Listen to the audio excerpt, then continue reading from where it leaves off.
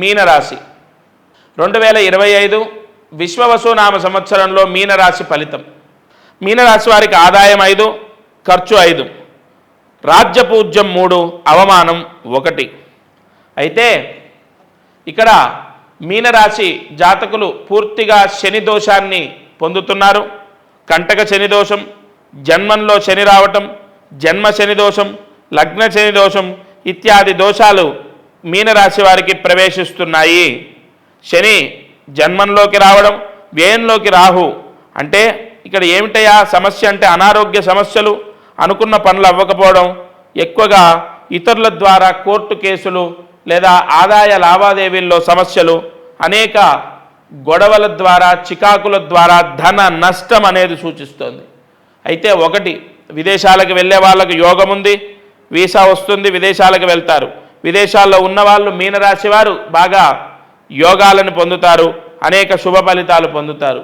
అయితే ఏది ఏమైనప్పటికీ శని దోషము ఉండడం చేత, అందులో గురుబలం కూడా లేకపోవడం ద్వారా, షష్టమ స్థానంలోకి కేతువు రావడం ద్వారా లోన్లు రిజెక్ట్ అవ్వడము, చదువులో కొంత అశ్రద్ధ, చదువులో మొండితనం, చదువు సరిగా చదవకపోవడం, చెప్పిన మాట వినకపోవడం, చదువులో పూర్తి స్థాయిలో అనుకున్న ఫలితం రాకపోవడం, ప్రభుత్వ ఉద్యోగ ప్రయత్నాల్లో విఫలమవ్వడం, ఓవరాల్గా ఆదాయ నష్టం, వ్యాపార నష్టం, ఉద్యోగ నష్టం, అనేక సమస్యలతో మీనరాశి వారు ఇబ్బంది పడతారు.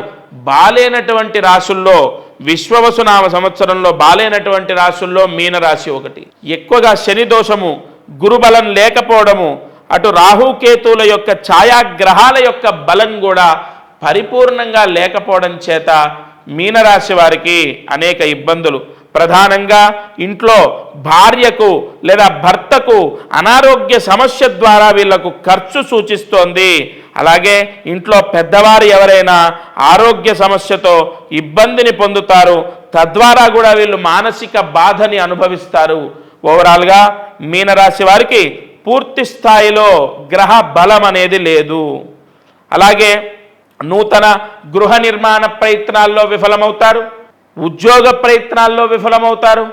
శని ఎఫెక్టు ఏ రకంగానైనా ఈ మీనరాశి పైన పడే అవకాశం ఉంది. షష్టగ్రహ కూటమి కూడా మీనరాశిలోకి వచ్చింది కావున కొంత ఇబ్బందులు వస్తాయి. సరే, మీనరాశి వారు ఏం చేయాలి అంటే తప్పనిసరిగా ఏప్రిల్ నెలలో చైత్రమాసంలో మీనరాశి వారు నువ్వుల నూనె ఆంజనేయ స్వామి దేవాలయంలో దానం చేయాలి. 3 లీటర్ల నువ్వుల నూనె ఆంజనేయ స్వామి గుడిలో దానం చేయండి. దీపారాధన నిమిత్తం ఇచ్చేసేయండి, తద్వారా కొంత దోషం తగ్గిపోతుంది. అలాగే కుంభకోణం అనే క్షేత్రంలో మీనరాశి వారు ఖచ్చితంగా నిద్ర చేయాలి. కుంభకోణ క్షేత్రంలో దర్శనం చేసుకోవాలి. నిజంగా చెప్తున్నాను, 12 రాశుల వారికి నేను చెప్పినటువంటి క్షేత్రము అక్కడ నిద్ర చేయటం చాలా అద్భుతంగా ఫలిస్తుంది. ఎందుకంటే ఏ రాశి వారికి ఏ గ్రహం చేత ఎక్కువగా బాధింపబడుతున్నారు, ఆ గ్రహానికి ఏ ఆధిపత్య దేవత వరాన్ని ఇస్తుంది అన్న విషయాన్ని రాసుకొని మీకు చెప్తున్నాను.